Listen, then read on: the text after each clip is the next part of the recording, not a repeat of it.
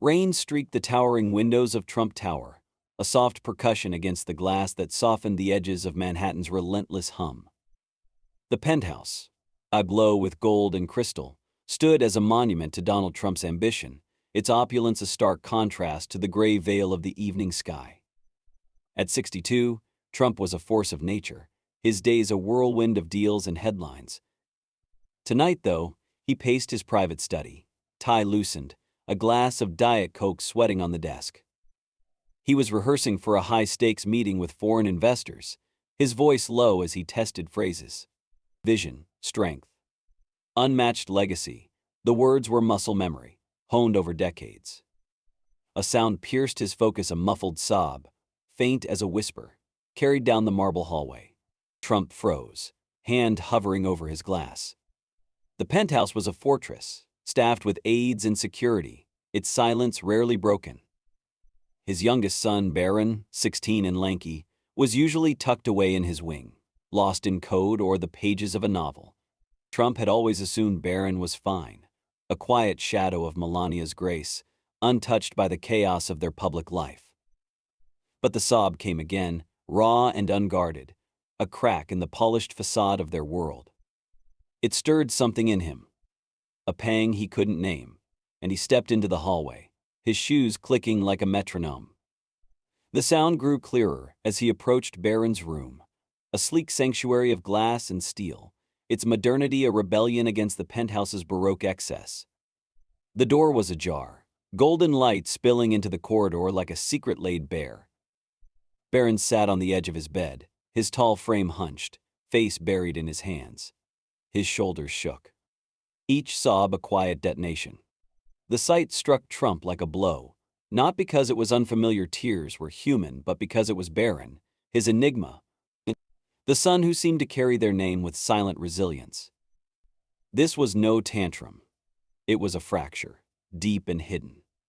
Barron? Trump's voice was gruff, edged with the authority that commanded boardrooms. Barron's head snapped up, eyes red and wide, panic flickering across his face. He swiped at his tears, a futile attempt to rebuild his walls. "Dad, I'm fine," he stammered, voice cracking. He stood, turning toward the window where the city's lights blurred through the rain, as if the skyline could shield him. "Just leave me alone, okay?" Trump didn't move. His world was one of steel and strategy, not this raw, trembling vulnerability. But Barron's hunched shoulders, the way his hands clenched into fists, held him in place. He closed the door, the click a quiet vow. The rain tapped insistently, a reminder that even empires bow to nature's indifference. "Kid, you're not fine," Trump said, softening his tone. He crossed the room, his presence a force, but he stopped short of touching Barron, sensing the boy needed space to breathe. "What's going on? Talk to me." Barron's jaw tightened, his gaze fixed on the floor. Silence stretched, heavy with unspoken truths, the rain's rhythm filling the void. Then he turned, eyes blazing with pain and defiance. "You wouldn't get it, Dad. You're the flame. I'm just the shadow." The metaphor landed like a thunderclap, its poetry cutting through Trump's armor. He'd built an empire to be seen, a blazing light that drowned out critics and doubters. But Barron's words revealed what lay behind the fire, a shadow, unseen, bearing the weight of his brilliance. Trump sat on a sleek armchair, its modernity jarring against his tailored suit, and leaned forward. "Try me, son. I'm here." Barron hesitated, then sank onto the bed, his long legs sprawling. "It's everything," he said, voice low and trembling. "The cameras that follow me, the headlines that dissect us, the people who hate me without knowing my name. At school, they found this article vicious. About you, about us. They printed it, left it on my desk. Everyone laughed. They called me a spoiled rich kid, said I'll never be anything but your echo." Trump's hands clenched, anger flaring not at Barron, but at the world. He knew those articles, venomous half-truths spun into scandals. He'd learned to shrug them off, to counterpunch with twice the force. But Barron wasn't him. He was a teenager, caught in a war he hadn't chosen. And then, Barron continued, barely a whisper, I saw this video, a talk show. They were mocking me, Dad. My silence, my height, how I must be broken because I'm a Trump. I didn't ask for this. The rain intensified, a drum roll against the glass, mirroring the storm in Trump's chest. He'd seen attacks as badges of honor, proof he was shaking the world. But this was his son, bleeding from wounds he hadn't foreseen. For the first time, Trump questioned the cost of his light, the shadow it cast over those he loved.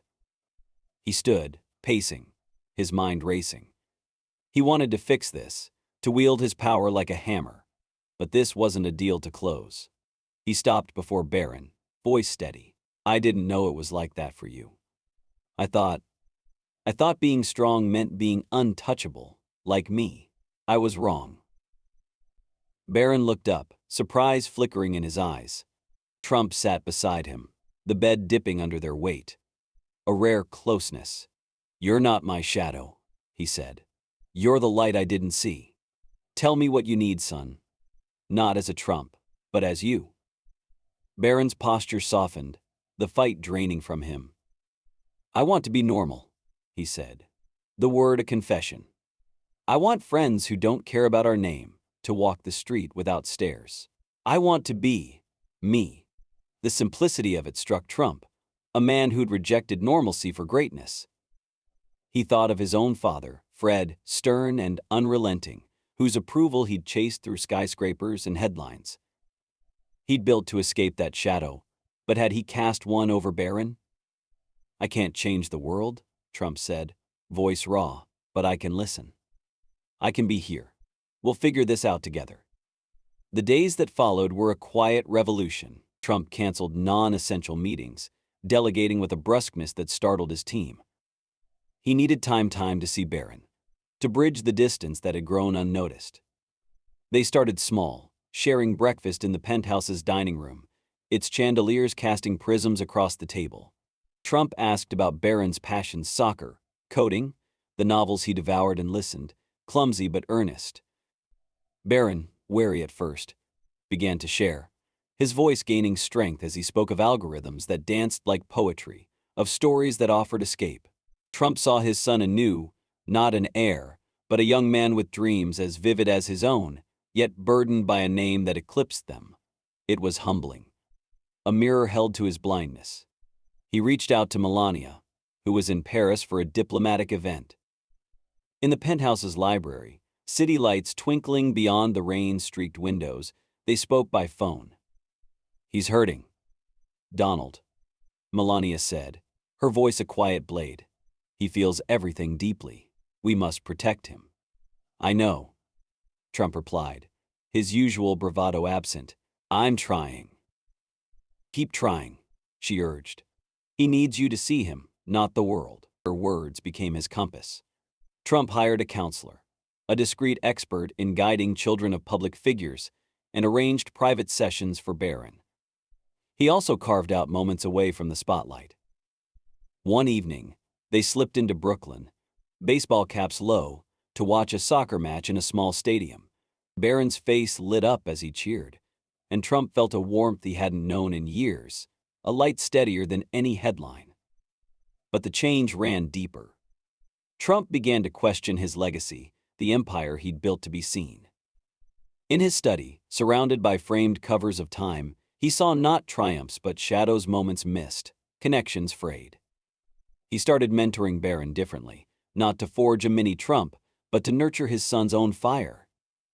He shared stories of his failures, bankruptcies, betrayals, nights when the world counted him out, not to boast, but to show that strength was rising, not standing untouchable.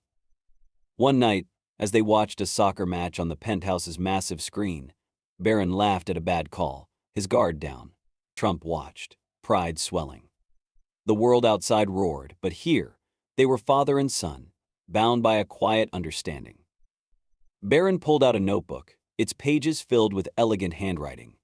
I wrote something, he said, hesitant. Want to hear it? Trump set aside his phone. I'd like that. Barron cleared his throat and read. A flame casts a shadow, silent, unseen. holding the fire's shape without its glory. Neither lives without the other, but only one is named. He looked up, uncertainty in his eyes. Trump was silent, moved by the truth in the words. "That's beautiful, son," he said. "It's us, isn't it?" Barron nodded. "I don't want to be the flame, Dad. I just want to be seen beside it." Trump placed a hand on his shoulder, not the campaign trail pat, but something real. "You are seen," he said, "by me."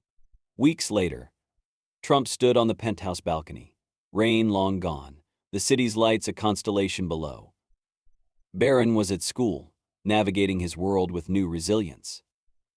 The counselors' sessions had helped, as had their quiet moments, breakfasts, soccer games, late-night talks. Barron was still reserved, but there was a spark in him, a light no longer dimmed by shadow. Trump's phone buzzed emails, alerts, the machinery of his empire. He ignored it, thinking of his father, whose silence had driven him to build louder than anyone. He'd thought strength was visibility, a flame that burned all doubt. But Barron had shown him another truth. Strength was seeing, truly seeing, those who stood beside you. He returned inside and knocked on Barron's door. The room was empty, but on the desk lay a sketch, a charcoal portrait, abstract yet unmistakable. Two figures, one bold, commanding, turned to the world, the other, quieter, etched in shadow, its lines visible only in stillness. A note was pinned beneath. "For Dad, we're both here." Trump framed the sketch, hanging it in his study, not for display but as a reminder. The world demanded his fire, but his son had taught him to cherish the shadow, the quiet places where truth lived. Months passed, and their bond grew in small, deliberate steps. Trump cleared a weekend, taking Barron to a cabin in the Adirondacks, no security, no press. They hiked trails, cooked over a fire, and watched stars pierce the night. "What's your legacy, Dad?" Barron asked, the firelight dancing in his eyes. Trump gazed into the flames. "I thought it was the towers, the deals, the name.